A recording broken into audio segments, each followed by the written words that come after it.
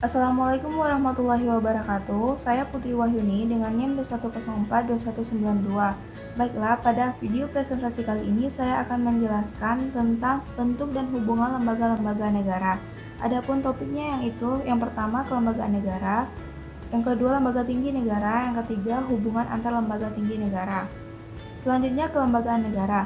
Lembaga negara dalam arti luas mencakup semua lembaga negara yang nama dan kewenangannya disebut atau tercantum dalam Undang-Undang Dasar.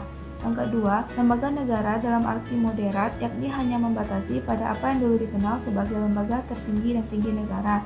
Yang ketiga, lembaga negara dalam arti sempit merujuk secara implisit dari ketentuan pasal 67 Undang-Undang tentang Mahkamah Konstitusi.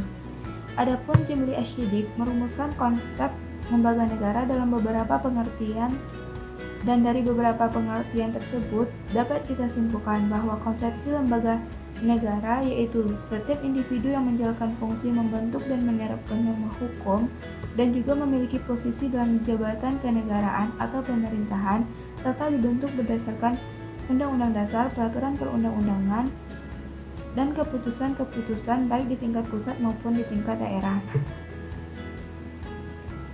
Adapun ciri-ciri penting organ negara dalam arti sempit yaitu organ negara dipilih atau diangkat untuk menduduki jabatan atau fungsi tertentu yang telah ditetapkan oleh peraturan perundang-undangan. Dan dalam menjalankan fungsinya tersebut, yang bersangkutan berhak mendapatkan perlakuan khusus dari segi anggaran untuk menjalankan fungsinya dan imbalan gaji dari negara. Selanjutnya, pada slide ini dapat kita lihat terdapat lebih dari 35 subjek jabatan atau kelembagaan yang dikaitkan dengan lembaga atau organ negara. Selanjutnya, lembaga tinggi negara.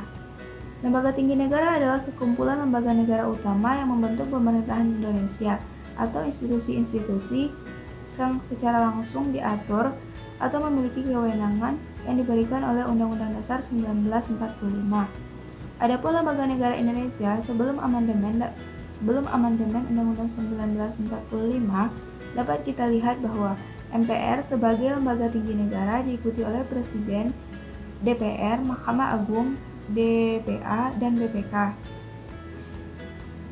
Selanjutnya, lembaga negara Indonesia sesudah amandemen Undang-Undang Dasar 1945 dapat kita lihat perubahannya yaitu yang pertama, tidak ada lagi lembaga tertinggi dan tinggi negara. Yang kedua, MPR bukan lembaga tertinggi negara. Perubahannya terdapat dalam pasal 1 ayat 2. Yang ketiga, kedudukan lembaga negara sejajar, hanya berbeda fungsi dan kewenangannya. Yang keempat, kelembagaan negara tidak hanya eksekutif, legislatif, yudikatif, dan eksaminatif. Selanjutnya, pada slide ini dapat kita lihat lembaga negara menurut Undang-Undang Dasar Republik Indonesia 1945. Adapun strukturnya yaitu dapat kita lihat pada slide ini. Selanjutnya, hubungan antar lembaga tinggi negara. Dalam melaksanakan tugas dan wewenang, lembaga-lembaga negara mempunyai hubungan antara satu dengan lainnya, yaitu hubungan antara MPR dan Presiden. Sebagai lembaga tinggi negara, tugas dan wewenang MPR yang ada hubungan dengan Presiden yaitu melantik Presiden dan Wakil Presiden dan menetapkan Wakil Presiden menjadi Presiden apabila dalam hal ketika Presiden mangkat. Selanjutnya, hubungan antara MPR dan DPR, yaitu anggota DPR bagian dari anggota MPR sebagai alatnya dalam melakukan pengawasan politik dan strategi majelis. Dalam hal ini, DPR menggunakan komisi dan haknya.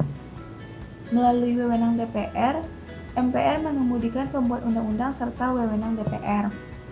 Adapun hubungan antara MPR dan DPR, anggota DPD merupakan bagian dari anggota MPR.